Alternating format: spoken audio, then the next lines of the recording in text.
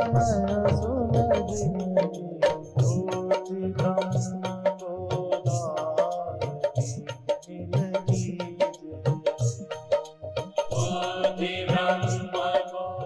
श्री राम जय जय राम।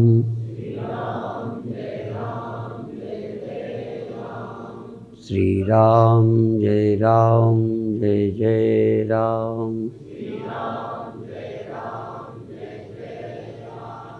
श्री राम जय जय राम।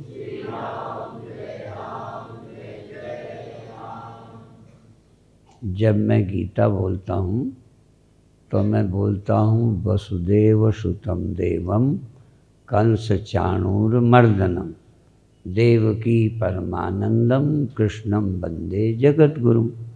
जब मैं प्रवचन करता हूँ तो बोलता हूँ श्री राम जय जय राम।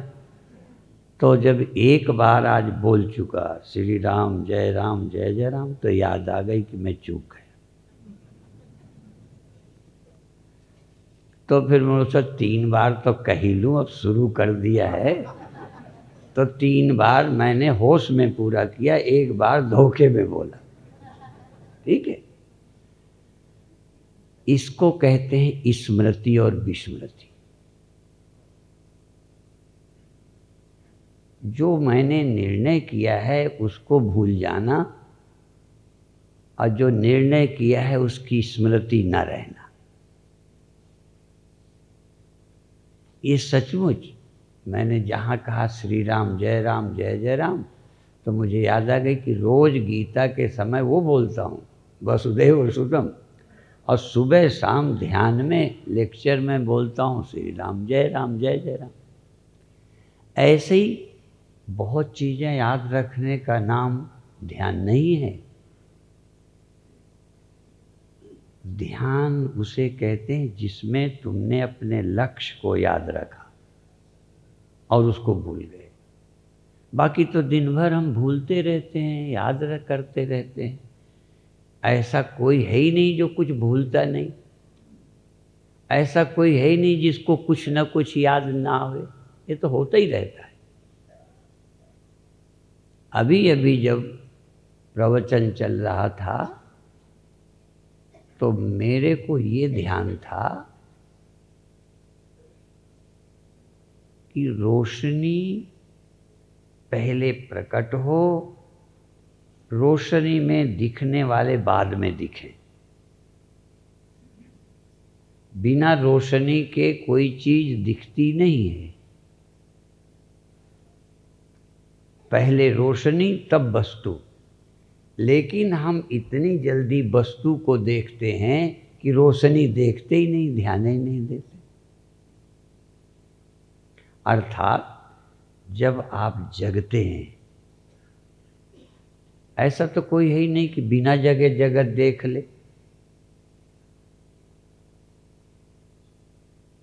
पर जगने में केवल जगनापना पहले दिखे और कुछ भी नहीं। अब आप लोगों के अनुभव में देर में आएगा। मेरी मजबूरी है कि जो मैं जानता हूं वो बोलता हूं। मैं जागता हूं माने आंखें नहीं, जागता हूं माने कान नहीं, जागता हूं मतलब दे नहीं, जागता हूं माने मैं। पहले मैं अर्थात चैतन्यता है और उस चैतन्यता का ही मुझे स्मरण है। स्मरण, इसको स्मृति कहते हैं। यूँ तो व्यवहारिक जगत में किसी चीज की स्मृति किसी अन्य की विस्मृति बोली जाती है, पर मैं अपने चैतन्यपने के होने की स्मृति और चैतन्यपने के खोने की स्मृति। देखें, आप इस समय यहाँ प्रवचन सुन रहे हो, इस सेकंड में, जिस सेकंड में मैं अभी पूछ रहा हूँ, घर की याद थी तो जाग रहे हो कि नहीं? जागते हुए भी कई चीज़ें याद में नहीं हैं। ठीक है, कहने पर एक बार याद आ गई होगी। आपकी याद यहाँ बैठे बैठे इसी बीच में यहाँ को भूल के कुछ और याद आ गया होगा, तो और किसी की याद आना और किसी को भूल जाना, यह भी स्मृति विस्मृति में शुमार है। लेकिन जैसे आप अपनी स्मृति को कहीं से कहीं ले जाते हैं या चली जाती है, ऐसा भी एक व्यक्ति नहीं मिलेगा जिसकी स्मृति कहीं से और कहीं न जाती हो, कहीं से कहीं।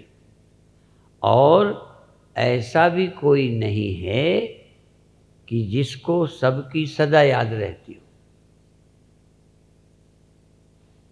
हमको ऐसा भी व्यक्ति नहीं है जो उसको और जगह की स्मृति से कोई नई स्मृति किसी अन्य की स्मृति में आ नहीं जाता, अर्थात स्मृतियों का खिसकना,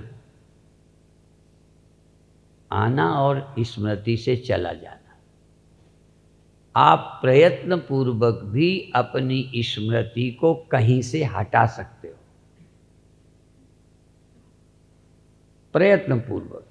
अभी तो सहज हो जाता है ना, कोई याद आ गई। अभी हम स्वप्न योजनाबद्ध नहीं देख पाते, आप तो देख लेते हैं कि आज हम यही देखेंगे। स्वप्न भी योजनाबद्ध देखे जा सकते हैं। यदि कोई स्वप्न योजनाबद्ध देख सकता है तो समझो ध्यान उसका पूरा कंट्रोल में है। ध्यान पूर्वक, प्रयत्न पूर्वक कोई जो स्मृति चाहे उसे रखे और जो चाहे उसको स्मृति में ना आने दे। ध्यान से स्मृतियों को कंट्रोल करना आता है। और बहुत स्मृतियां आपको दुख देने लगती हैं, बहुत स्मृतियां आपको सुख देती हैं। यदि आपको कंट्रोल हो जाए तो दुख की स्मृति ही नहीं करो। यदि कंट्रोल में हो जाए तो स्वप्ने भी दुखदाई न देख के सुखदाई देख सकते हो। तो स्वप्न में नहीं रहता छोड़ो, क्या जागृत में आप अपनी स्मृतियों पर कंट्रोल कर सकते हो? ध्यान और जाप और सुमिरन से ये क्षमता आती है। जिनको ध्यान करना आता है वो भी समझते हैं हमें ध्यान आ गया, पर बाकी क्षणों में कोई स्मृति आ गई। मैंने जिनकी महिमा ध्यान की गाई थी उनकी एक कमजोरी भी बताऊंगा, इसलिए नहीं कि यहाँ निंदा और स्तुति प्रयोजन है। जिनका इतना ध्यान लगता है उन्हें दुखी करना बड़ा आसान है। कोई ऐसी बात कह दो वो दुखी हो गए, चिढ़ गए। क्यों? अभी ये लक्ष्य नहीं बना कि मुझे कंट्रोल करने की आदत आ गई है, चलना मुझे आ गया है तो कहाँ जाऊं? चलना आपको आता है ना,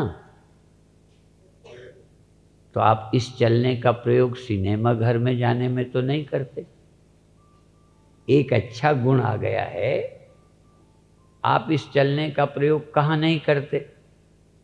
जहाँ नहीं जाना चाहिए तहाँ तो नहीं ले जाते इनको। खाना आ गया है, पर क्या खाना क्या नहीं खाना, बोलना आ गया है, क्या बोलना क्या नहीं बोलना, स्मृति प्रभु ने दे दी है, स्मृति की सामर्थ्य दे दी है, तो क्या याद करना क्या याद नहीं करना। क्या आप अपनी स्मृतियों को सचमुच योजनाबद्ध जहाँ चाहो उसी की याद करो? नहीं, नहीं करो। क्या ये आपने अपने हाथ में किया? कर सकते हो, किया नहीं लेकिन कर सकते हो। और अंतिम ध्यान क्या है कि मैं जग रहा हूँ, इसके सिवा मुझे कुछ याद नहीं करना। जगने पने के सिवा मुझे और कुछ नहीं, क्या है क्या नहीं है कोई मतलब नहीं। मैं एक दीप हूँ, चैतन्य दीप। मैं चैतन्य दीप जला रहा हूँ। मुझे किसी वस्तु को प्रकाशित करने की, दीवाल प्रकाशित करने की, औरों को प्रकाशित करने की जरूरत नहीं। मैं स्वयं प्रकाशित हूँ, इतना ही काफ़ी है। जब आप सुन रहे थे सीमित अहंकार महातत्व, तब मैं ध्यान में ही था। उस अव्यक्त से, उस अव्यक्त प्रकृति से पहले महातत्व पैदा हुआ, फिर सीमित मैं पैदा हुआ, फिर और सारा कुछ पैदा हुआ। पैदा हुआ हो ना हुआ हो, मालूम पड़ना शुरू हुआ। क्योंकि उत्पत्ति को बताने में मैं अभी वो नहीं हूँ, लेकिन पहले समष्टि बुद्धि, फिर व्यष्टि बुद्धि, फिर और फिर देह और इंद्रियां, पंचभूत सब। ठीक एक बात और कही गई थी कि आप उल्टा चल सकते हो, जैसे आए हो वैसे ही वापस जाओ। यदि आप हरिद्वार आए हो तो कुछ तो रास्ते में छोड़ते चले आए। पहले क्या छोड़ा? घर, फिर बस अड्डे या स्टेशन गए, फिर ट्रेन पकड़ी, फिर धीरे धीरे छोड़ा और यहाँ आए। अब यहाँ से लौटोगे उसी तरह। पहले हरिद्वार छोड़ोगे कि पहले घर? अब लौटते समय पहले क्या छोड़ोगे? हरिद्वार। जिसको पकड़ के यहाँ आए थे उसी तरह का कुछ पकड़ के अभी स्टेशन जाओ, बस अड्डे जाओ, फिर बस अड्डे स्टेशन से उसी को पकड़ो वापस जाने के। अब फिर क्या मिलेगा? जिसको छोड़ आए। ठीक, आप अव्यक्त से व्यक्त हुए। जहां आपको कुछ पता नहीं था वहां से आए। अज्ञान से, जहां तुम्हें कुछ होश नहीं था वहां से आए होश में। और होश में आते फिर मन, इंद्रियां, देह और संसार तक आ गए। अब धीरे धीरे संसार से देह में आ जाओ, देह से इंद्रियों में, मन में आ जाओ, और फिर बुद्धि में आ जाओ। व्यष्टि बुद्धि, समष्टि बुद्धि, फिर बुद्धि में आ जाओ। बुद्धि में तो आओ और मन इंद्रियों में न जाओ। यदा पंचावतिष्ठन्ते ज्ञानानि मनसः बुद्धि न विचेष्टते तामाहु परमां गतिम्। बुद्धि से मन में ना आओ, आ चुके हो, उल्टा चलो। इंद्रियों से मन में आ जाओ और मन से बुद्धि में आ जाओ। अब बुद्धि में जिसको छोड़ते जाओ उनको अंदर न ले जाओ, सिर्फ बुद्धि।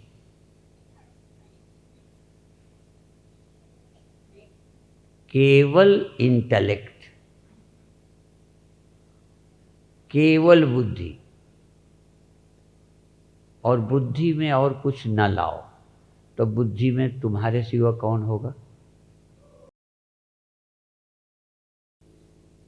और तो तुमको बुद्धि, मन, इंद्रियां, देह, फिर संसार मिला है। आपको संसार में बाद में मिला कि पहले इंद्रियां? इंद्रियां पहले कि संसार पहले? बिना इंद्रियों के तुम्हें संसार मिला है। इंद्रियों तक ना आओ और संसार को पा जाओ। तो जैसे आए हो वैसे ही लौट जाओ।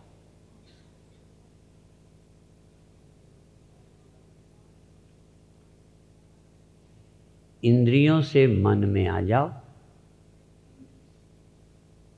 और मन में सारी दुनिया आ जाएगी, चूंकि उसको हटाना मन को नहीं आता। इंद्रियों को विषय हटाने नहीं आते, इनको हटाने और पहुँचने का काम बुद्धि से होता है। यदि बुद्धि से आप सावधान हो तो आप विषयों से इंद्रियां हटा सकते हो और इंद्रियों को मन से हटा सकते हो या मन को इंद्रियों से हटा सकते हो। पर ये काम कौन करेगा? बुद्धि। बिना बुद्धि के कर नहीं पाओगे। और बुद्धि को मन से और जो कुछ अभी तक जाना था उससे हटा लो। फिर बुद्धि से पूछो तुम कौन हो। सारे अनुभव, स्मृति तक छोड़ दो, संसार तो छोड़ो ही, इंद्रियां तो छोड़ो ही, थोड़ी देर को अपने हूँपन से इन सब की स्मृति प्रत्यक्ष को हटा लो। योग दर्शन यही कहता है, प्रत्यक्ष, स्मृति, विपर्य, निद्रा, ये वृत्तियां हैं। तो निद्रा वृत्ति में नहीं जाना, इनको हटाने में खतरा है सो जाने का। मैं हूं भी भूल जाए, मैं हूं को भी भूल जाओ तो ये निद्रा है। ये अव्यक्त में पहुंच गए, अज्ञान में पहुंच गए, अविद्या में पहुंच गए, प्रकृति में पहुंच गए। प्रकृति में पहुंचना है, लेकिन पहले व्यष्टि बुद्धि में आना है, फिर व्यष्टि बुद्धि से समष्टि बुद्धि में आना है। समष्टि बुद्धि माने बुद्धि ही बुद्धि है और कुछ है ही नहीं। और उस बुद्धि के बाद प्रकृति में आना है, पर होश से, सो के नहीं। अव्यक्त में चले जाओ। व्यक्ति नहीं है, संसार नहीं है, पर आप हैं अव्यक्त। पर अव्यक्त होते हुए भी आप हैं। ऐसे अव्यक्तमय में दुख नहीं है, चिंता नहीं है, भय नहीं है, शोक नहीं है, मेरा तेरा नहीं है। क्या कभी अपनी ही बुद्धि के साथ अकेले रहे? पत्नी पति के साथ तो बहुत सब लोग अकेले ही रहे। जानवरों को छोड़कर ऐसा हिम्मती अभी बहुत कम होगा जो पति पत्नी सबके बीच में जोड़े हम बिस्तर हों। ठीक? यदि आप अपनी बुद्धि के साथ अकेले हों, मैं कभी कभी कहता हूँ, बहुत पहले मुंबई गया तो मैंने देखा सागर के किनारे चौपाटी में जोड़े बैठे, उन्हें कोई शर्म नहीं। यही मैं तुमको बेशर्म बनाना चाहता हूँ। सारी दुनिया बनी रहे, तुम बेशर्म हो जाओ, तुम और तुम्हारी बुद्धि अकेले रहो। कोई मतलब नहीं किसी से, कौन है कौन नहीं है, उनका महत्व ही मत दो। कोई है, कोई देखता है, भजन करते ध्यान करते, कोई मतलब नहीं। आप, क्योंकि बुद्धि आपके बिना नहीं हो सकती। प्रभा जाए कहाँ भानु बिहाई, कहाँ चंद्रिका चंद्र तज जाई, लहर पानी को छोड़कर जा नहीं सकती। और लहर और पानी इतना एक हो जाएं कि और कोई न रहे।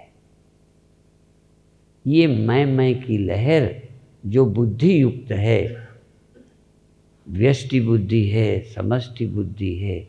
बस बुद्धि माने होने की अनुभूति। बुद्धि माने क्या? होनेपन का अनुभव। बस अब उस होनेपन में बिना आत्मा के होनापन होगा? जैसे लहर का होनापना बिना पानी की उपस्थिति के हो नहीं सकता। आप अपनी इस बुद्धि को सबसे मुक्त कर लो, भीड़ से, और तुम और तुम्हारी बुद्धि, वो बुद्धि तुम्हें तुम्हारे होने का अनुभव कराएगी। वो बुद्धि तुम्हें देह होने का अनुभव नहीं कराएगी। वो बुद्धि जगत के होने का ख्याल नहीं कराएगी। वो बुद्धि मन के साथ नहीं जोड़ेगी। मैं कहा करता हूँ, जब शादी हुई थी तब बाजे वाले थे, घोड़े वाले थे, रिश्ते नातेदार थे, परिवार के तो थे ही। शादी के बाद घर तक कौन कौन आया? बाजे वाले गए, बाराती गए, पर परिवार के तो आए ना। लड़के की माई, लड़के का भाई आया, हाँ, इतने घर तक आए।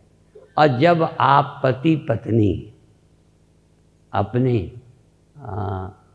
आजकल तो घर में भी अकेले, और घर भी ना साथ रहे उसके लिए कले जाते हैं, क्या मनाते हैं? तो आप मनाओ ना हनीमून, और देखो जीवन धन्य होता है कि नहीं। गहराई से सबको छोड़ो, थोड़ी देर निकल जाओ तुम अकेले, जहाँ कोई न शर्म आवे न भय आए। कोई हो भी, चलो उठे चलिए जहाँ न कोई माई बाप है। चल उठे चलिए जहाँ न कोई पहचाने न शर्म लगे। क्योंकि कोई परिचित होगा तो लगेगा अरे ये देख रहा है। अच्छा, कुत्ता बिल्लियों के बीच तुम्हें शर्म लगेगी पत्नी को मिलने में? झूठ नहीं बोलना। शर्म किन से लगती? पेड़ पहाड़ों से।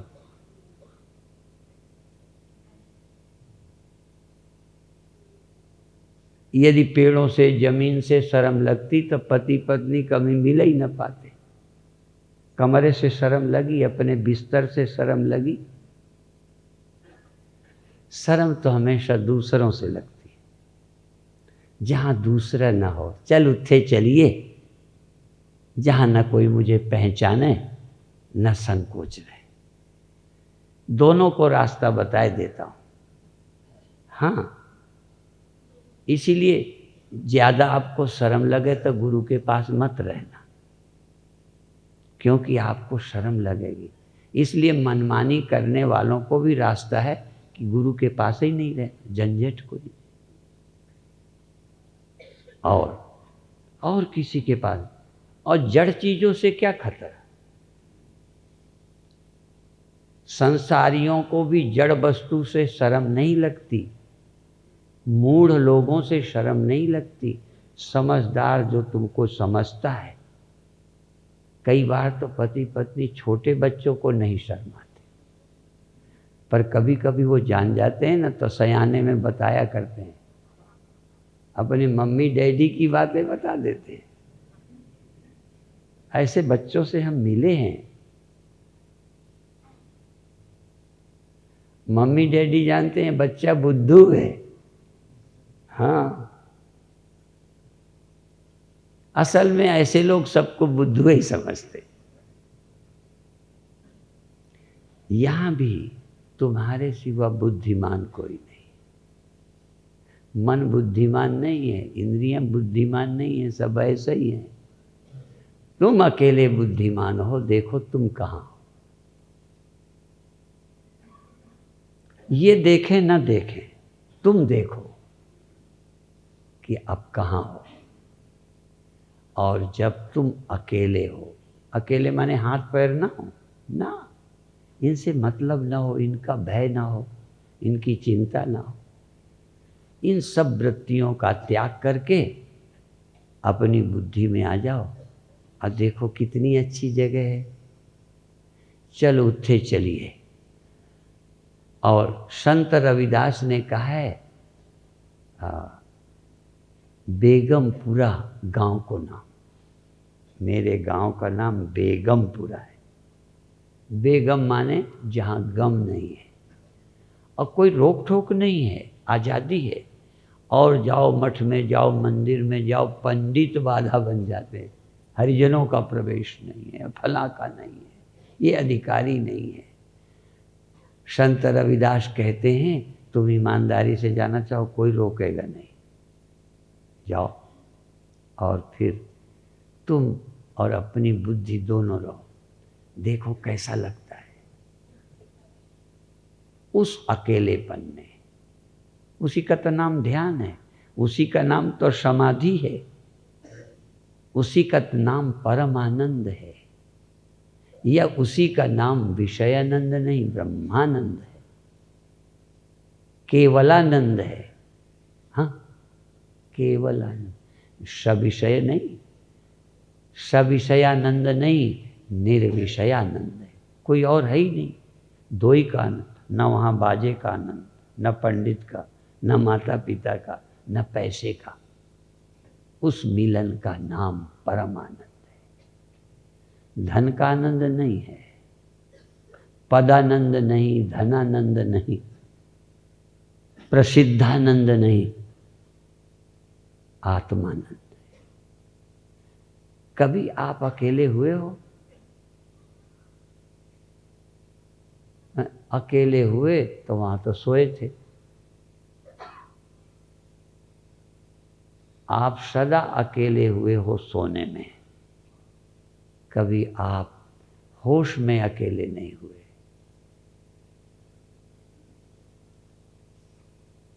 इस चैतन्य, और सुबह जब जगते हो ना तो बाद में संसार में आते हो, जगते वहीं रुक जाओ ना। दरअसल में वही थी मंजिल, कदम उठा था जहां से पहले, जहां से शुरू की थी ना यात्रा, मंजिल तो वही थी। जितना चल लोगे फिर वापस जाओगे। अब तुम वापस जा रहे हो, कहां? जहां से आए हो।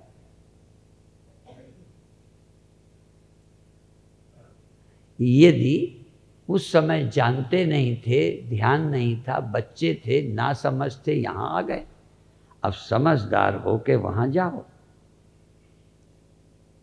जहां तुम्हारी चैतन्यता हो, बल्कि व्यष्टि नहीं, समष्टि चेतना हो। समष्टि चेतना, व्यष्टि नहीं, केवल चैतन्य। समष्टि चेतना, चेतना तो विस्तृत हो पर कोई आपके पास ना हो।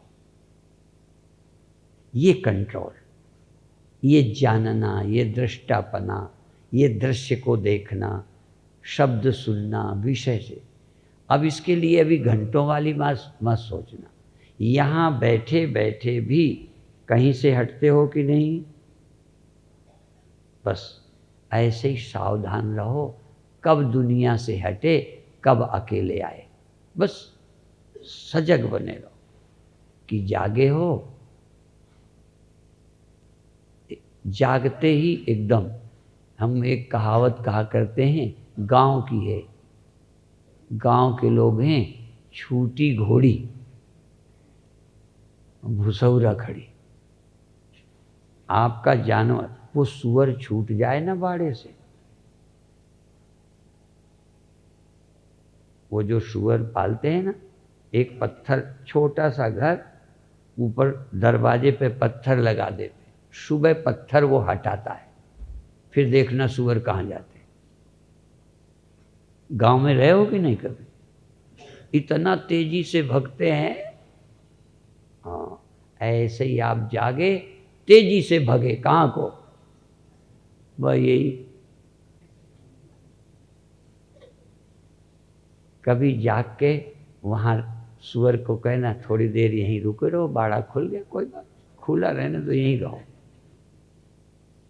तुम्हारा भी दरवाजा जब आँख खुले ना तो वहीं बैठे रहो।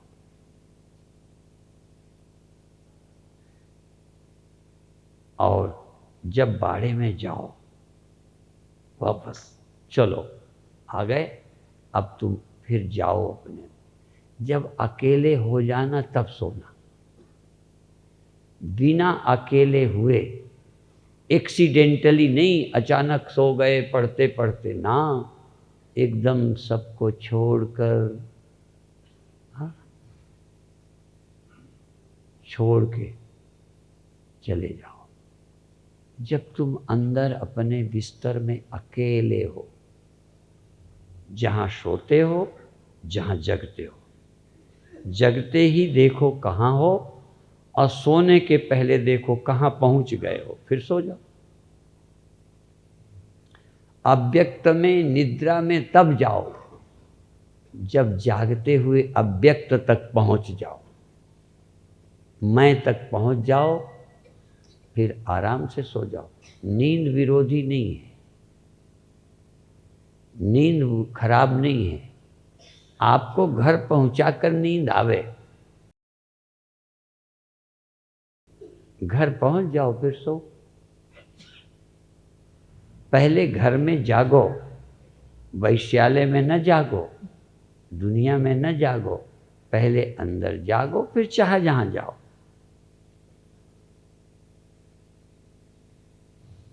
इसको हम ध्यान कहते हैं। एक क्षण काफी है, क्षण भर भी तुम देह ना हो, इंद्रियां ना हो, मन ना हो, सिर्फ बुद्धि हो, कोई बात नहीं। अभी बुद्धि के थ्रू गए थे, बुद्धि के थ्रू आओ। अभी बुद्धिहीन नहीं हो, बुद्धि नहीं, निद्रा हो जाएगी। जागे रहकर खूब उर ग्रह बैठी ग्रंथि निन्वारा, अंदर बैठ के ये मैं नहीं हूँ, ये जो मिल गए थे इनसे अलग हो जाओ, गांठें खोल लो। शादी में भी गांठें लगती है ना,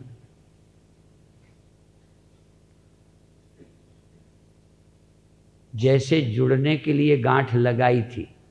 अभी तलाक वाले गांठ नहीं खोलते, नहीं तो गांठ लगाओ और गांठ खोल दो, बस हो गया तलाक। कितना सरल उपाय है। जैसे कोर्ट वाले मैरिज करते हैं और वहीं तलाक लिखा जाते हैं, बस उन्हें किसी की जरूरत नहीं है। ऐसे ही तुमने इससे गांठ जोड़ ली है। अब पहले तो गलती से, जरूरत थी, समझा नहीं, गांठ लगा ली। गांठ लगाने के बाद पता चला कि दुख है कि सुख है, तो फिर जैसे गांठ लगाई वैसे खोल दो। एक टीवी, एक वीडियो देख रहे थे, लोगों ने अपने घर की शादी की वीडियो दिखाई, तो लड़की ने माला पहनाई, तो वो जल्दी में आगे निकल गए, तो उल्टा चलाई, पहनाते दिखा नहीं पाए, आगे निकल गई, तो उन्होंने उल्टा थोड़ी चलाई, तो लड़की माला वापस कर रही थी। सचमुच देखा मैंने कहा ये उतार रही है। तो तुम भी जिस बुद्धि से दुनिया को माला पहना रखी है, इसको अपना खसम बना रखा है, इसको मैं बना रखा है, उतार लो माला।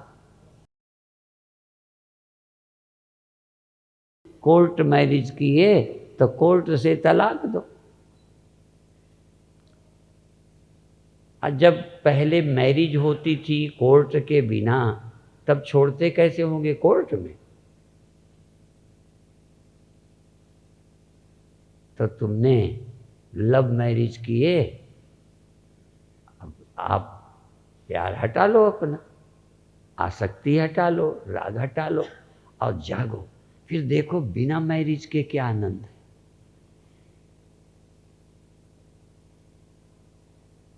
वहां सुख ही सुख।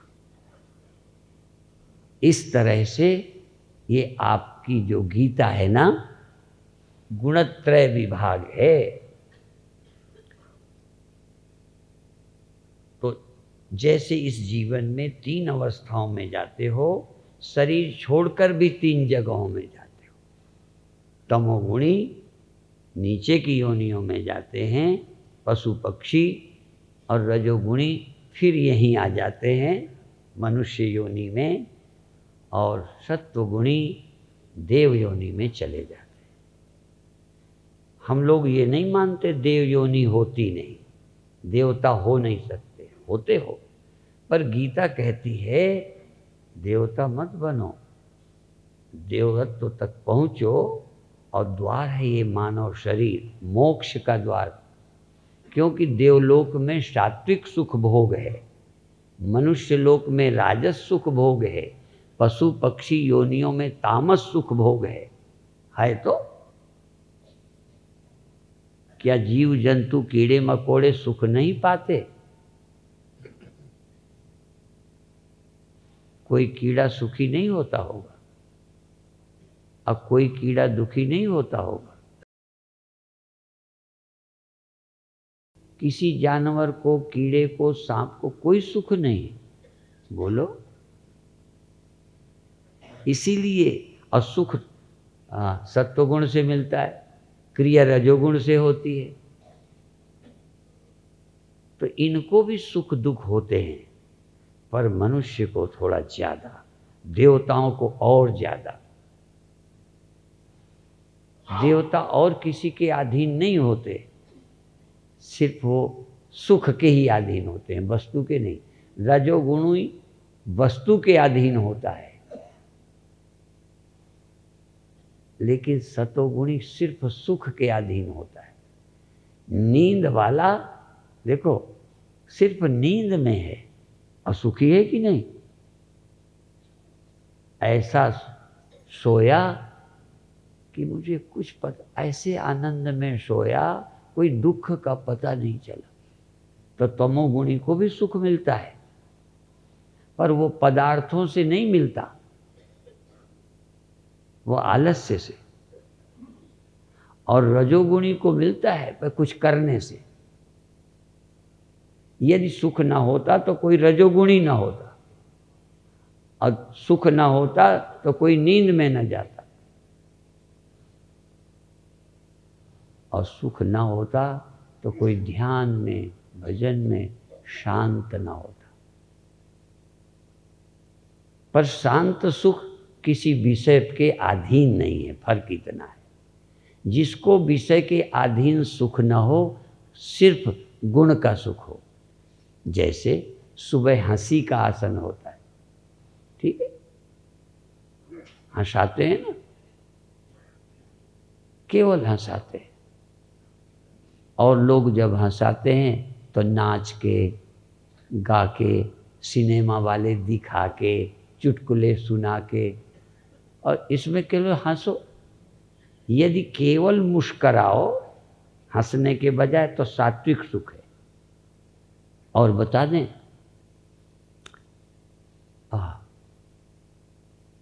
ठहाका मार के गंवार हंसता है,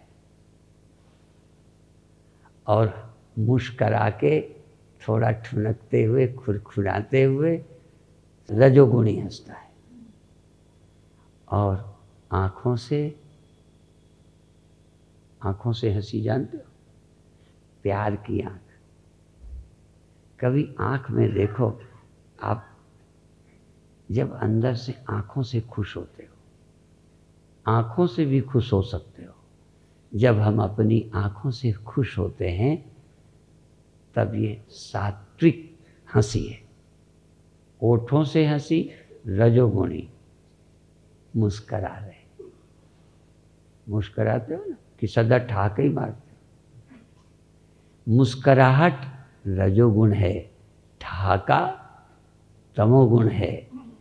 और आँखों से, मुख से प्रसन्नता, अंदर अंदर खुशी। इसलिए जो विद्वान हैं वो आँखों से हंसते हैं। मेरे गुरुदेव आँखों से हंसते थे। हर चीज 3 गुण है। तो जैसे इस जीवन में यदि सतोगुणी रहोगे तो मृत्यु के बाद देवता हो गए, रजोगुणी रहोगे तो मनुष्य के मनुष्य हो गए, तमोगुणी का आनंद लोगे, लड़ने झगड़ने ये वो फलाना, तो फिर मरकर उन योनियों में जाओगे। और मुक्त कौन होगा? जो इन गुणों से, गुणों के अलावा ये और किसी, ये सब गुणों से ही होता है, पर वो गुणों वाला जन्म लेगा, पर जो जान जाएगा ये सब गुणों का काम है, मेरा नहीं, मैं तो बिल्कुल साक्षी, मेरा कोई आग्रह नहीं, वो फिर शरीर छोड़कर पुनः देह को प्राप्त नहीं करता, न देवता बनता है, न मनुष्य बनता है, न जानवर बनता है। गुणानेता नतीत्यत्रीन देही देह समुद्भवम। इन तीन, ये देही, ये देह में रहने वाला, गुणों में रहने वाला, जब तीन गुणों को पार करता है, रजोगुण तमोगुण सत्वगुण, कहते कैसे करता है? इधर से जाएगा तो उधर तमोगुण, इधर से चलेगा तो रजोगुण, बीच में फिर सत्वगुण। ये गुणों से पार कैसे जाएगा? इसके आगे तो जाने की कोई गम ही नहीं। आप अभी 3 से चौथी में कब गए? 3 गुणों के बाहर जा सकते हो क्या? दुनिया की सभी यात्राएं या तो तमोगुण में ले गई, या सत्वगुण में ले गई, या रजोगुण में ले गई, जाके देख लो। या तुम कुछ न करो, 3 में घूमते रहोगे। अभी तक कुत्ता बिल्ली या मनुष्य, कोई आम आदमी कौन है जो सुसुप्ति में नहीं जाता? कौन है जो स्वप्नों में नहीं जाता? कौन है जो जागृत में नहीं आता? और इन 3 के बाहर कब गए? पूरे जीवन में बताइए। आप प्रश्न किया। हाँ, अर्जुन पूछता है, बड़ी मजेदार बात। कहते कैलिंग इस 3 गुणानेता अतीतो भवति प्रभु। उसकी क्या पहचान है? इन गुणों से उत्पन्न जो ये चीजें हैं, जागृत स्वप्न सुषुप्ति और जन्म और मृत्यु, जरा और व्याधि, ये तो गुणों से होता है। इससे पार होने की पहचान क्या है? ठीक है, कहते कैसे पहचाने? कई लिंगई 3 गुणानेता अतीतो भवति प्रभु। ये 3 गुणों के जो पार गया है, उसकी पहचान क्या है? क्योंकि अनुभूति में या तो आप तमोगुण में गए, या रजोगुण में गए, या सत्वगुण में गए, या सीधा जागृत सत्वगुण है, स्वप्न रजोगुण है, सुषुप्ति तमोगुण है। आप बताइए कब गए 3 के बाहर? आपकी नाव पानी में चलती है और आप नाव में ही इस किनारे हो, नाव में ही बीच में हो, नाव में उस किनारे हो, नाव से उतरे ही नहीं।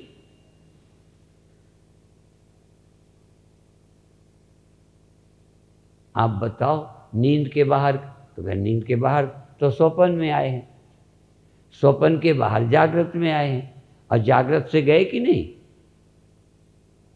तो फिर स्वप्न में आ गए, नींद में आ गए। इसको चक्र कहते हैं। गुणों के बाहर जाना, नेचुरल आप 3 गुणों में ही घूमते रहते हैं। अब औरों को या अपने को कैसे पहचाने कि हम 3 गुण के बाहर हो गए? ये बहुत बड़ा रहस्य है। हम 3 गुणों के बाहर हैं, इसकी पहचान क्या है? क्योंकि 3 के बाहर हम तो कभी गए नहीं। आपका मैं 3 गुणों के बाहर, कहते हैं हाँ, वही बताएंगे।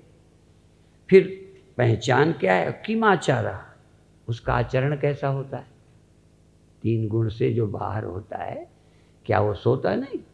क्योंकि तमोगुण का अर्थ है नींद, आलसी। रजोगुण का काम है करने धरने में लगा। सत्वगुण का मतलब शांति से बैठा है, प्रसन्न है। इससे बाहर कब जाओगे? ऐसे ही 5 कोश हैं, अन्नमय कोश, प्राणमय कोश, मनोमय कोश, विज्ञानमय कोश, आनंदमय कोश। तो देह में हो या आनंद में हो, या दिमाग में हो, विज्ञान में हो, क्रियावान हो, ऐसा कब है जब इनके बाहर हो? तीनों कोशों को उतार चुके हो। कहते ऐसे नहीं, देखो उतारने का काम बड़ा जटिल नहीं है। दो बातें, नारियल का गोला, हाँ नारियल का, उसमें पानी था तब वो, फिर उसमें गरी बन गई और पानी भरा था, गरी भी बन गई, और पानी है और सूख भी गया पर अभी पानी है। फिर बहुत समय पर जब गोला देखा न उसमें पानी था और न वो अपने कोष से चिपका था, अपने कोष से चिपका भी नहीं था, अलग था, बिल्कुल बाहर नहीं पर बाहर हो गया, चिपका नहीं है, बाहर है वो। तुम्हारे लिए अभी वो बंद है, वो तो खुला है। जैसे ज्योति जल रही है और ढक दी गई, तब बाहर वालों के लिए तो बुझी सी होगी, पर ज्योति से पूछो तू जगी है कि सोई। तो यहाँ है कि तीनों गुणों को पार कर गए व्यक्ति की पहचान क्या है, आचरण क्या है।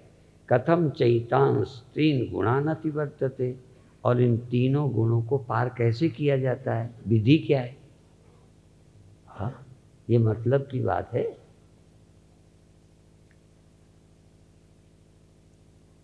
तो पहचान बताते हैं। श्री भगवान वाच, अर्जुन ने पूछा, भगवान बोले, प्रकाशम च प्रवृत्तिम च मोहमेव च पांडव। या तो मोह माने जड़ता, निद्रा होगी तो उसको क्या समझो, तम है, मोह है। और प्रवृत्तिम च, या तो प्रवृत्ति होगी, यहाँ तक ध्यान में भी जब करने जाते हो तो थोड़ा रजोगुण है, कीर्तन करते हो तो रजोगुण है, पर रजोगुण थोड़ा है। जब संसार की ओर दौड़ते हो तो रजोगुण ज़्यादा, सतोगुण थोड़ा। क्यों, सतोगुण ना होता तो दौड़ने की रुचि क्यों होती। यदि सत्व नहीं हो, ज्ञान नहीं हो, तो बिना ज्ञान के कोई दौड़ेगा।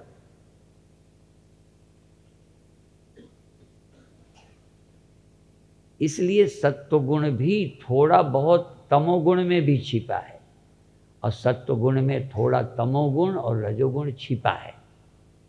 तो भगवान कहते हैं प्रकाशम च, चैतन्यता, पहले बता चुके, चैतन्यता ये सत्वगुण है, केवल चैतन्यता, और कोई मतलब नहीं।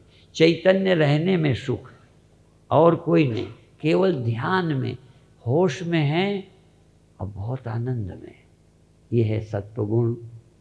प्रवृत्तिम च, जब ये मिल जाए वो मिल जाए, ये रजोगुण है, पद मिल जाए। प्रवृत्तिम च, अमोह में, अरे आराम सो, ये तो हैं तीन गुण। पर न द्वेष्टि संप्रवृत्तानि, नींद से डरता नहीं, करने से घबराता नहीं, ध्यान की भी जरूरत नहीं, पर यदि अपने आप सुख महसूस हो तो ठीक है, प्रयत्न नहीं रह गए। होता तो पहले भी नेचर से था, फिर ध्यान दो ना, नेचर से ही तब भी होता था, पर तुम चुनाव भी करते थे। जवानी हो जाए, जवानी अपने आप हुई कि तुम्हारे चाहने से, झूठ नहीं बोलना, बोलो चाहते भी थे कि नहीं। देखो हुई तो अपने आप, पर चाहते आप थे।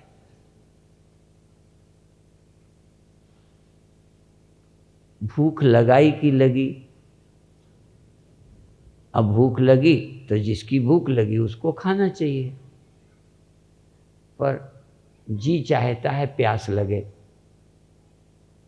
आपने कहीं लिखा पढ़ा है ना, हमने पढ़ा है एक बोर्ड में, वो बोतल धरी थी, कोई पीने वाला, यही कोल्ड क्या वो थम्स अप लिखा था, जी चाहता है प्यास लगे। क्योंकि प्यास की जगह नहीं होगी तो ये Campa, Coca Cola, Thums Up पिएंगे कैसे? तो कोल्ड ड्रिंक के लिए भी प्यास तो लगे। तो जी चाहता है जवानी आ जाए, जी चाहता है बुढ़ापा ना आवे। कहें काहे ना आवे ये बताओ? कहने लगे जो मजा लेते थे ना वो नहीं ले पाएंगे। भूख क्यों लगे? खाने का मजा लेने के लिए। ना लगे तो ना लगे, ना खाना कम खाना।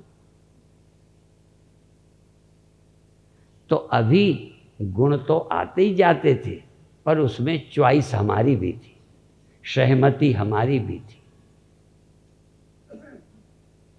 आत्महत्या, एक तरफ मरने को डरते हैं और एक तरफ फसरी लगाते हैं, जहर खाते हैं।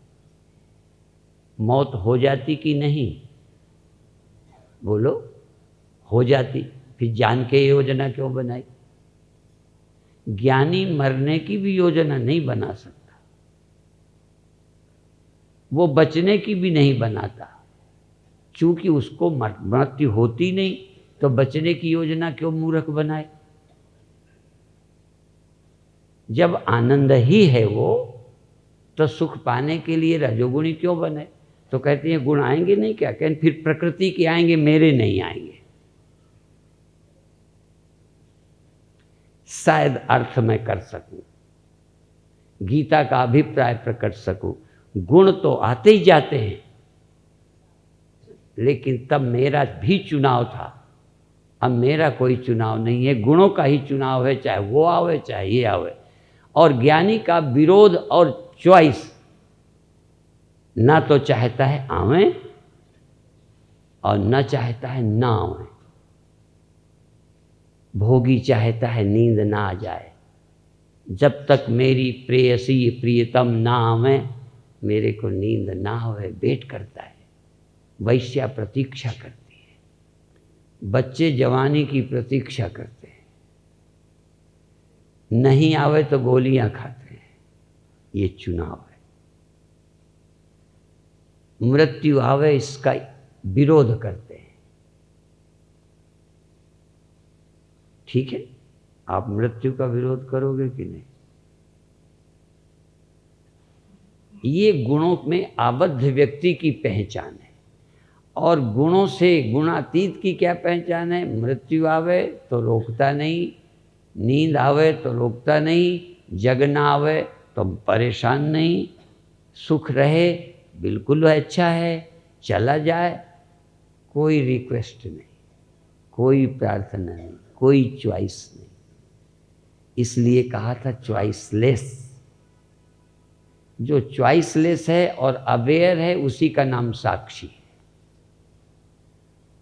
और अगले श्लोक में भगवान ये भी कहते हैं, न द्वेष्टि संप्रवृत्तानि न निवृत्तानि कांक्षति। माने किसी के होने से द्वेष नहीं करता, यहां तक मृत्यु में। ये गुणातीत के लक्षण है। लक्षण नहीं लाना, ज्ञानी होगे तो लक्षण आ ही जाएंगे। तुम जबरदस्ती चॉइसलेस कहते हैं हम चाहते तो हैं कि चाह ना हो, पर क्या करें आ जाती है। हम चाहते हैं काम न रहे, पर मानता ही नहीं। यदि तुम आनंद में हो तो चॉइस कैसी? यदि तुम अमर हो तो चॉइस कैसी? अमर आदमी यदि सचमुच अमर है, उसे पता है, तो मृत्यु का विरोध करेगा। यदि सचमुच सुखद स्वरूप है तो सुख पाने की इच्छा करेगा।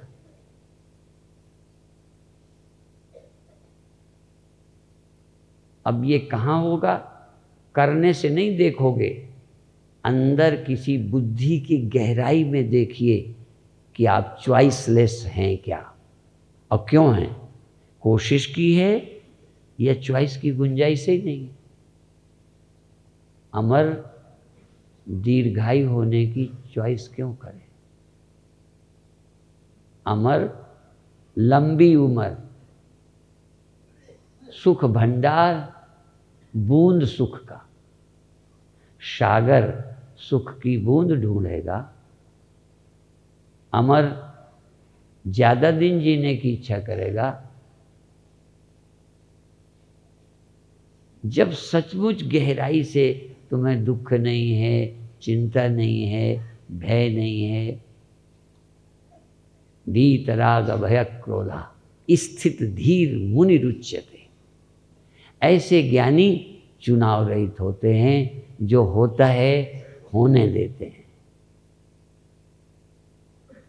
अज्ञानी चाहते हैं कि ऐसा ना हो, पर होता वही है कि तुम्हारे चुनाव से होता वही है जो मंजूरे खुदा होता है। मुद्दई लाख चाहे तो क्या होता है, कर लो चुनाव। समझदार होते तो चुनाव छोड़कर गुणातीत हो जाते, मूर्ख हो तो चुनाव करते रहो, पर होता तो वही है जो गुण करते हैं, होता तो वही है जो ईश्वर ने किया हुआ है। भगवान कौन? जो इन गुणों में भी गुणों का स्वामी है, गुणातीत है। एक दिन बताया था ना कि कई जगह मालिक को हम नौकरों का गुलाम देखा। होना चाहिए नौकरों को गुलाम, पर हमने स्वामी को गुलाम देखा। अभिप्राय इन गुणों के अधीन कौन है? जो अज्ञानी है, जिसको कुछ चाहिए। चाह गई चिंता मिटी, मनुआ बेपरवाह, जिसको कछु न चाहिए, वो शाहन के होना है ना। तुम्हें चाह के होना है कि अचाह हो के? अच्छा, ज्ञानियों को बादशाह बनने को क्या चाहिए? देखो ना, तुम्हें बादशाह होने को कुछ चाहिए, तुम्हें सुखी होने को कुछ चाहिए, तुम्हें जीने के लिए आशीर्वाद चाहिए, उनको कुछ चाहिए ही नहीं। अब उसको शहंशाह कहो चाहे साक्षात भगवान कहो। आप सोचते हो मैं भगवान हूं कह के भगवान हो जाएंगे। स्वामी सत्यानंद का जोर यही था। किस बात का? कि तुम ऐसे ही हो जाओगे। भगवान होने की कीमत है। पहले तो तुम पहचानो कि हूं, और पहले पहचानने के लिए कुछ शर्तें पूरी करो। पहले पहचानने की शर्त पूरी करो, और पहचानने के बाद तो शर्त पूरी हो ही जाएगी। पहले जानने के लिए मेहनत करो, कुछ छोड़ो, चुनाव छोड़ो, सत्य को पहचानो, और चीज़ों की आसक्ति छोड़ो, पहचानो। पहचान के बाद जब मेरे गुरुदेव कहते कि जब तुम अमर हो तो जीने की इच्छा क्या, मरने का भय क्या? अमर हो तो, और आनंद हो तो दुख क्या, सुख पाने की इच्छा क्या? और जब कोई कमी ही नहीं है तो पूर्ति का इंतजाम क्या? अच्छा, मालिक कौन है? जहां नौकर तलाश के जाते हैं। हमने दिल्ली में, मुंबई में चौराहों पर देखा मजदूर। अब तो बड़े बड़े कस्बों में भी एक जगह है, वहां नौकर खड़े रहते हैं कि कोई ले जाए। वसूली लिए, फलाना लिए, ढिमाका लिए, झाड़ू लिए, खड़े हैं। जिसको ज़रूरत है ले जाओ, ठीक है, वो तलाशते हैं। तो ज्ञानी को गुण ढूंढते हैं। मेरी ज़रूरत हो तो आ जाओ। कहते मैं ज़रूरत नहीं, तुम्हें ज़रूरत हो तो आ जाओ। और सच बात है, एक मेरी सोच है, चाहे इस आश्रम में हो चाहे कहीं, कोई जब लेबर आती है कि कोई काम है क्या, तो हमारे व्यवस्थापक कहते हैं अभी 1 महीने कोई काम नहीं। तो मैंने कहा बेचारा आया था, तुम्हारा 1 महीने बाद काम है, अभी करा लोगे तो क्या हो जाएगा?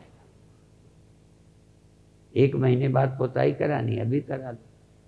1 महीने बाद फिटिंग कराओगे, यदि पहले आ गया तो उसका काम पूरा हो गया, उसका काम पूरा हो गया। ऐसी सोच। गुणातीत व्यक्ति अपनी इच्छा नहीं करता, पर आ जाए मजदूर तो लौटाता भी नहीं। उस पर रहम करो ना। और ये आज का नहीं है। सिजई में जब सन 68 में शुरू हुआ तब से जो काम अभी कभी खेत की मेड़ डलानी है वो बेचारा मजदूर ढूंढ रहा है। और एक आश्रम भी हमने लिया था दिल्ली में, फिर उसी को बेच के यहाँ आए। ठीक है, वो लिया था जब देने वालों की अटकी थी कि मेरा काम है, गड़बड़ चल रहा है, गुजारा नहीं होता, यदि आप खरीद लो, तो बहुत थोड़े रुपए में खरीदा। अटके में लोग देते भी सस्ता है, उसका काम हो गया, मुझे सस्ता मिल गया। देखो ना, यहां पर भी कुछ चीजें ली हैं। ये एक सोचने का ढंग है। दूसरे पर करुणा करो, दूसरे पर दया करो, तुम्हारी तो अपने आप ही कमी क्या है तुम्हें। तो ये गुणातीत। न द्वेष्टि संप्रवृत्तानि न निवृत्तानि कांक्षति। और भी बता दिया, उदासीन वदासीनो गुणैर यो न विचाल्यते गुणा वर्तन्ते इत्येव यो वतिष्ठति नेंगते। उदासीन वत उत आसीन, जैसे किसी से कोई मतलब नहीं। उदासीनत्वे सति बोधा साक्षी। उदासीनत्वे सति, जब उपराम है, उदासीन है, उस समय बोधवान, उस समय जागा व्यक्ति साक्षी होता है, जब किसी से उसका लेना देना नहीं, कोई चुनाव नहीं, उस समय ये बोधवान बोधा साक्षी होता है। तो उदासीनवत आसीना, जाग रहा है, आसीन है। जब ज्योति, ये ज्योति हवा से हिलती है, जला के रख देना, हवा से हिलेगी। और हमारे यहाँ ज्योति के लक्षण देखो, गोस्वामी जी क्या करते, आवत देखें विषय बयानी। विषय जब आते हैं तो ज्योति हिलने लगती है। जैसे हवा से ज्योति हिलती, ऐसे नहीं, ऐसे नहीं जलती, बिल्कुल शांत, केवल जग रही है। ये आ जाए, वो आ जाए। आप जब जगते हैं तो कोई आ जाए कि नहीं, कुछ देखने को मिल जाए कि नहीं, कोई मान दे दे कि नहीं, कोई प्यार दे दे कि नहीं, मांग रहे हो ना। आप जागते भिखारी हो जाते हो। साक्षी का लक्षण है जाग रहा हूं पर किसी को बुला नहीं रहा। श्रीमद् भगवद गीता में भगवान कहते हैं, जैसे नदियां सागर की ओर आती हैं, सागर बुलाता नहीं, आ रही हैं, और रोकता भी नहीं। क्यों आ रही हो? या तो तुम किसी के आने को रोक रहे हो या किसी को बुला रहे हो। आ जाओ, आ जाओ, आपके बिना तरस रहे, सूरत दिखा जाओ, हमें खुश कर जाओ। तो भगवान कहते हैं, समुद्र में नदियां आती हैं, समुद्र कोई कामना नहीं करता, पर यदि समुद्र कामना करे तो तालाब हो जाएगा। यदि पानी को बुलाने लगे तो तालाब है, और नदियां आवे न रोके न बुलावे तो वो सागर है। साक्षी सागर है, बूंद नहीं है। साक्षी इतना अनंत है कि कोई आवे कोई ना आवे। इसलिए कामना करने वाला क्षुद्र हो जाता है, और या क्षुद्र होता है तो ही कामना करता है। क्षुद्र हुए बिना कामना नहीं कर सकता।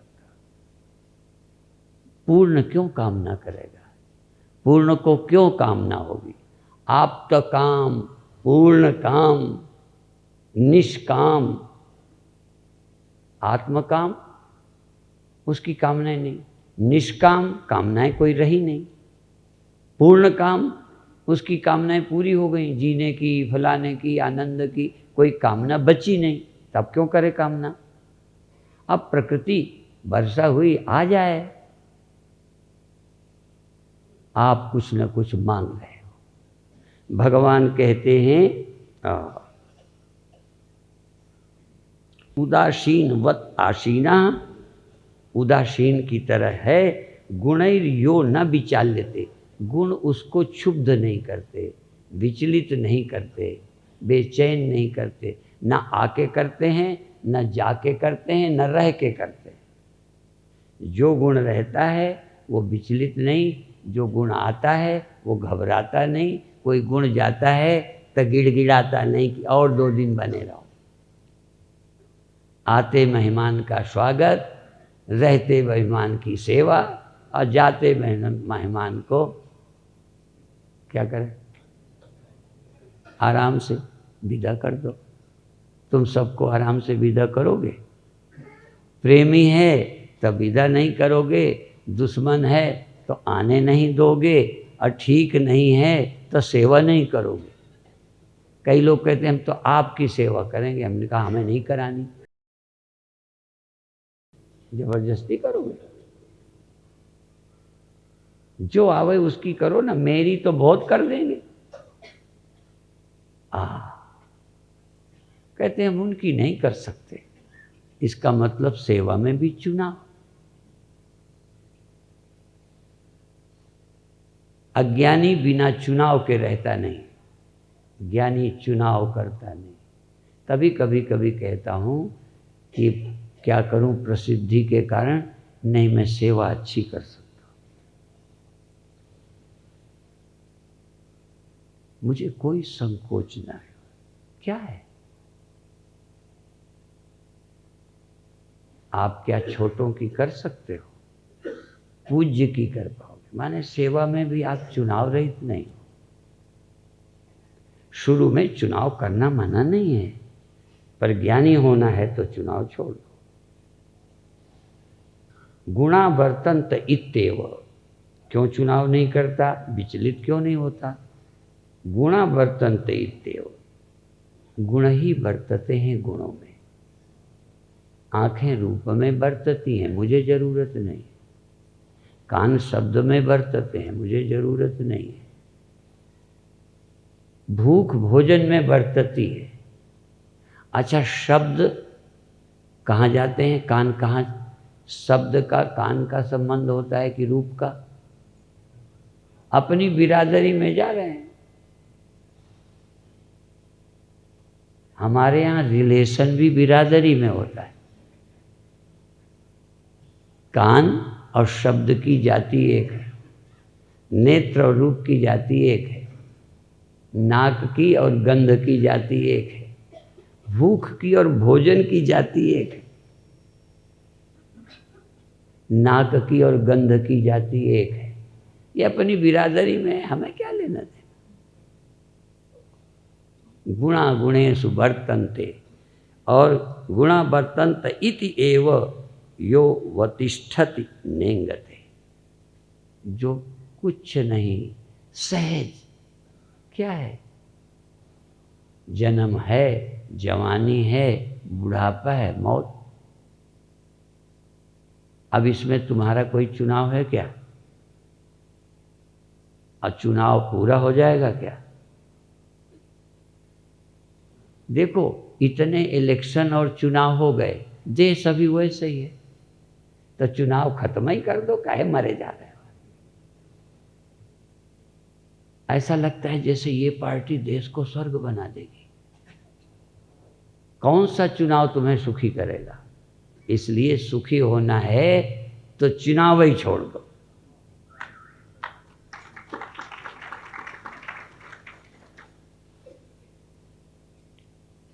इसलिए हर चुनने वाले पीछे पछताते हैं।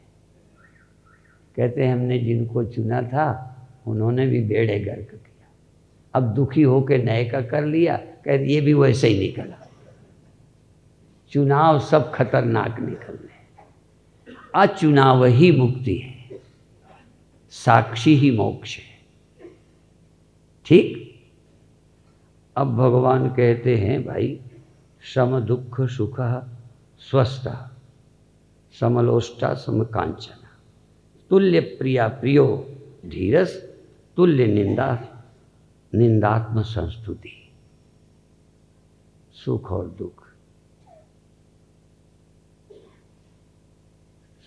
सुख को तुम महत्व देते हो, दुख से भी डरते हो। अधीर ही साक्षी, कश्चित धीरा, कोई धीर साक्षी होगा। कश्चित धीरा प्रत्यगात्मानमैच्छत् आवृत्य चक्षु अमृतत्वमिच्छन्। आंखें बंद करके क्या करना चाहता है?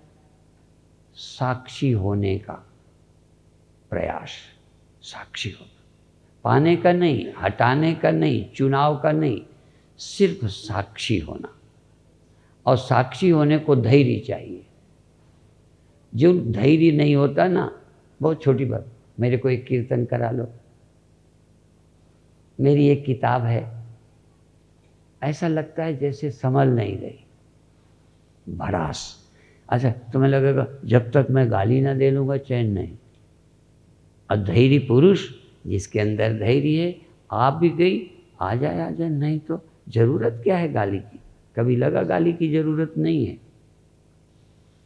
गाली देने की जरूरत पड़ती है कि नहीं? कभी कभी तो मुझे पड़ जाती है। जरा सावधान रहो, गाली देने की जरूरत क्यों? वो गाली देने लायक है कि तुम्हें भड़ास है, ये भी देखना है। वो लेने के पात्र है कि तुम्हारा उतावलापन है दे देने का। तुम ऋतुदान को उत्सुक हो कि ऋतुदान लेने वाला भी कोई है, कि बलात्कारी हो। हर जगह देखिए तो सुख दुख जिसको बराबर लग रहे हैं, और ये जागरूक को लगेंगे, सम्मोहित को नहीं लगेंगे। सम्मोहित व्यक्ति समझ ही नहीं सकता क्षमता को। पूरी गीता क्षमता पर खड़ी है। इहैव तैर्जिता सर्वो येषां साम्ये स्थितं मना, जिसका मन सम है, चुनाव नहीं है। यहाँ ही वो मुक्त हो गया, यहाँ ही, मरने के बाद कि यहाँ ही। साक्षी अभी हो जाओगे, यहीं कि अगले वर्ष, अगले जन्म में। इस जन्म में वादा है क्या कोई साक्षी होने?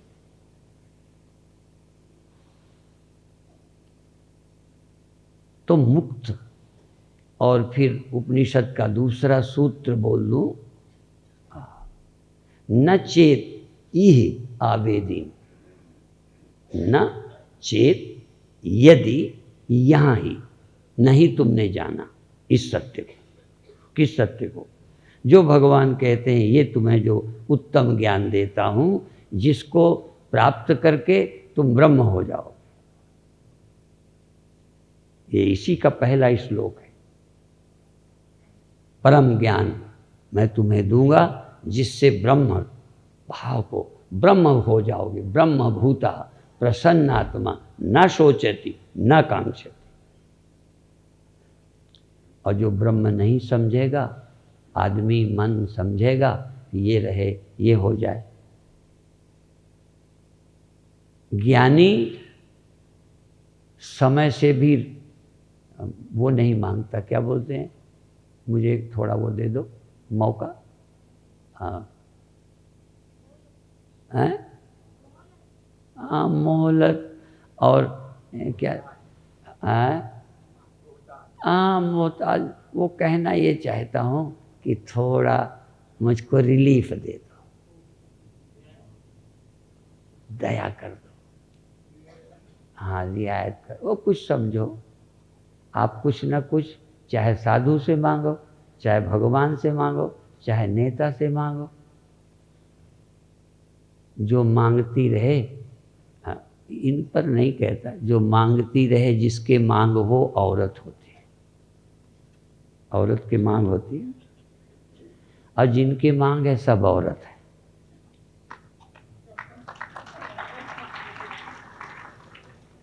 तुम कहीं उधर ध्यान न ले जाना, उनकी मांग दिखाई देती है, बेचारी सरल हैं। तुम्हारी मांग भी है, दिखाई नहीं देती, तुम भी मांग भरने को तैयार बैठे हो। कोई तुम्हारी मांग भर दे, बिना मांग भरे चैन नहीं है। और जानते हो, बिना ज्ञान के किसी की मांग भरी नहीं जा सकती।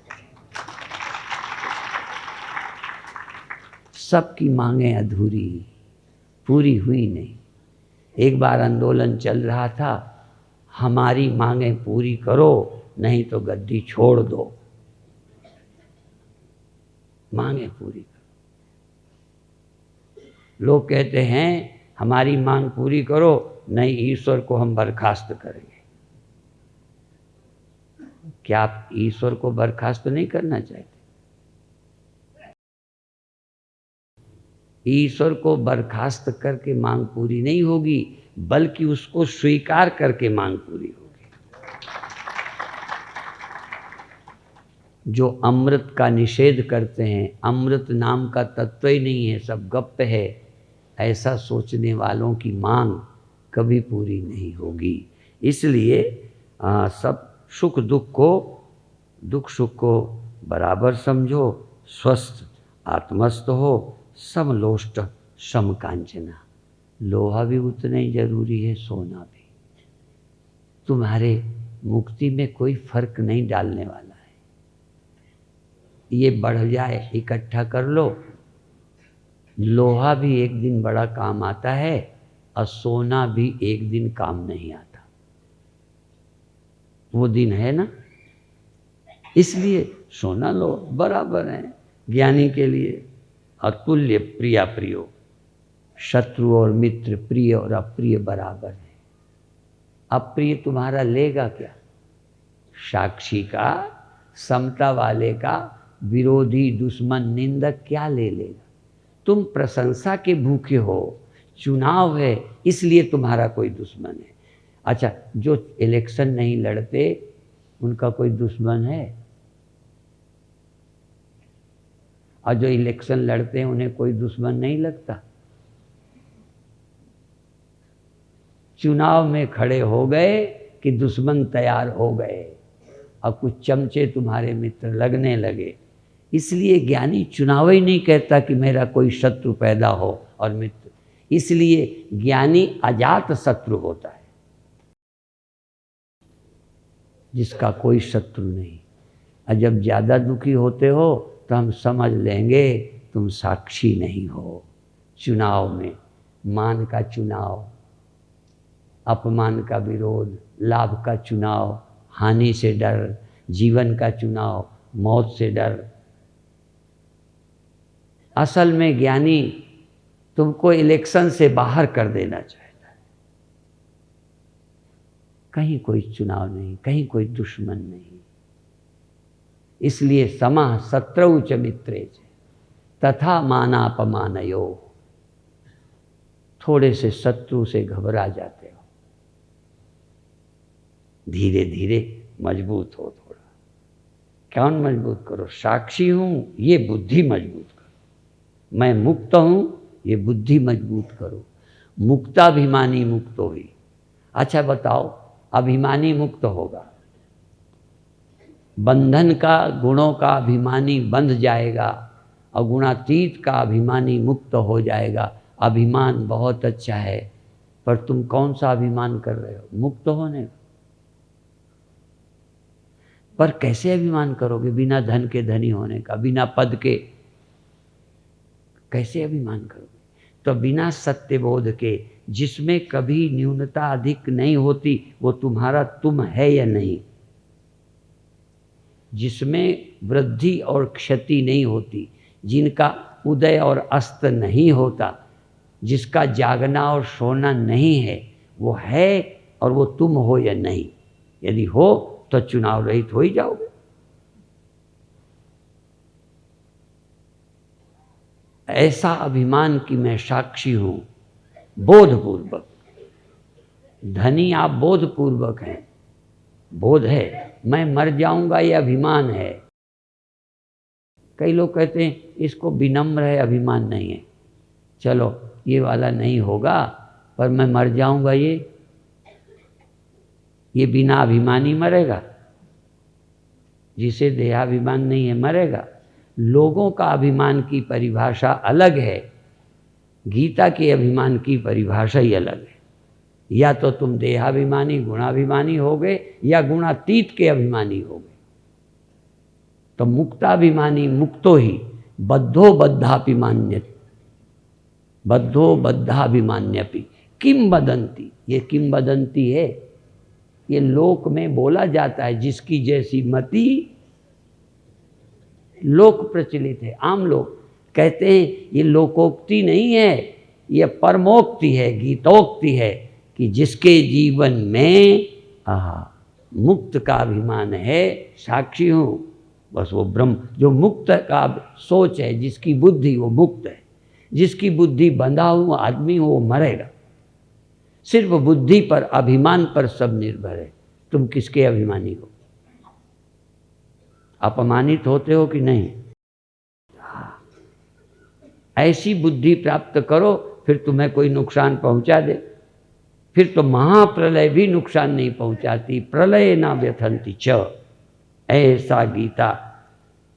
तुल्य निंदा प्रियो प्रियो, तुल्य प्रिय और अप्रिय, इस तुल्य निंदा स्तुति संस्तुति, निंदा और प्रशंसा में बराबर।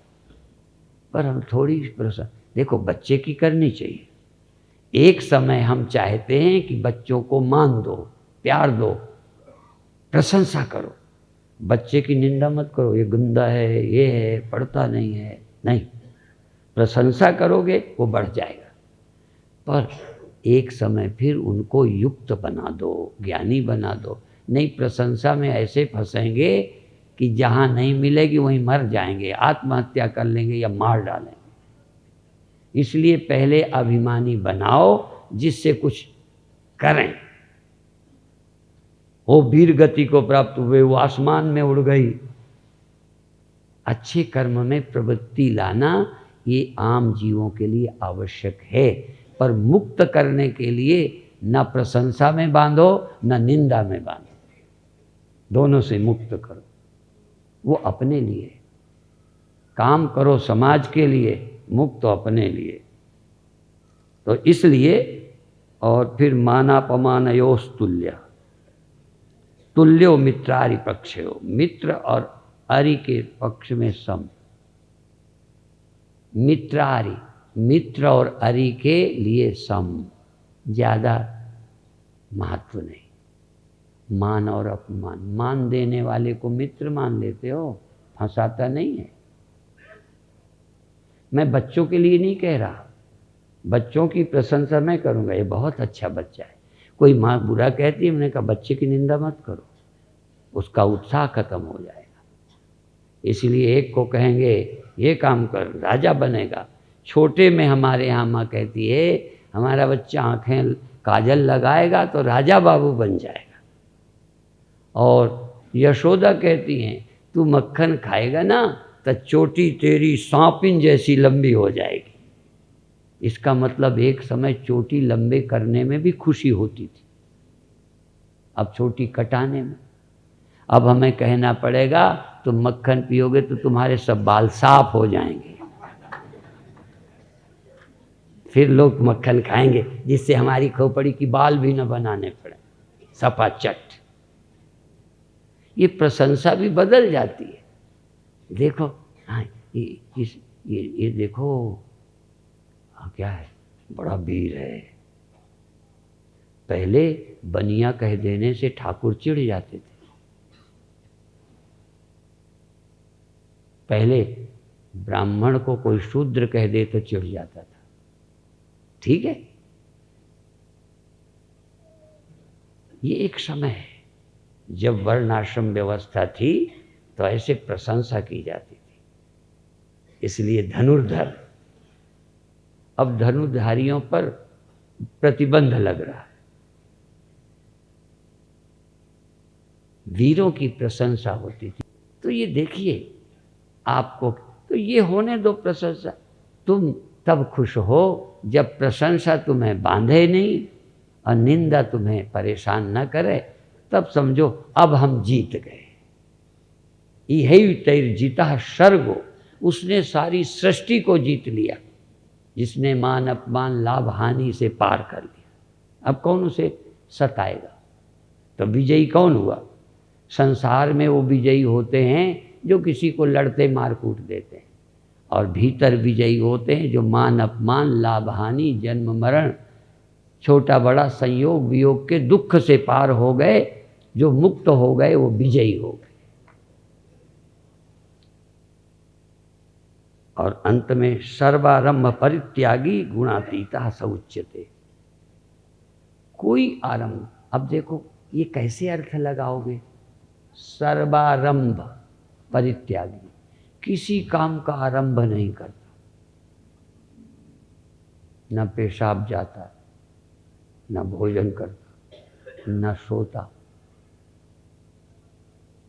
अच्छा, तुम प्रारंभ करते हो कि होते जाते? तुम सोने का, जागने का योजना बनाते हो? जवान बूढ़े होने की योजना है? कौन सी योजना? सर्वारंभ परित्यागी का अर्थ ये है कि जो उसकी अंतरात्मा से कोई चुनाव ही नहीं होता, इसलिए उसकी ओर से कर्म का प्रारंभ नहीं होता, प्रकृति सब कराती रहती है। अभी आप कई कर्मों का आरंभ करते हो बड़े होने के लिए, तो अधूरे होना, छोटे होना। यदि बड़े होने के लिए कर्म का प्रारंभ करते हो, यहाँ तक अंतिम प्रारंभ करना ये है, मुक्त हो जाऊं इस इच्छा का। इस इच्छा का प्रारंभ तुम करते हो, पर मुक्त होने के बाद उसका भी चुनाव नहीं, बंधन की भी वो नहीं, करने की छोड़ने की भी नहीं। कर्म करने की छोड़ने की भी योजना जो बनाएगा, उसने कर्म के त्याग का प्रारंभ किया। ज्ञानी न कर्म का प्रारंभ करता है, न त्याग की योजना बनाता है। इसलिए सर्वारंभ त्याग का प्रारंभ भी नहीं करता। कई लोग पैसे के त्याग की शुरुआत करें, 5 साल हो गए पैसा न छूटे, इतने साल हो गए हमने दूध नहीं पिया, योजना बना के छोड़ा कि सहज। छोड़ने का और करने का प्रारंभ करते हैं। ज्ञानी कौन है? जो सर्व आरंभों का त्यागी है, सर्वारंभ परित्यागी। और परित्यागी त्यागी नहीं, परितः त्यागी, हर तरह से छोड़ चुका है, हर तरह से परित्याग, कहीं ग्रहण त्याग का भी कोई चुनाव नहीं। इस तरह से हर तरह से सर्वारंभ परित्यागी गुणातीता स उच्यते, उसका नाम गुणातीत है। तीनों गुणों के पहले काम बता दिए, कौन गुण का क्या है और गुणातीत कौन है। अब बाकी जो रह जाएगी वो कल भोग डाल देंगे। ओम शांति शांति शांति।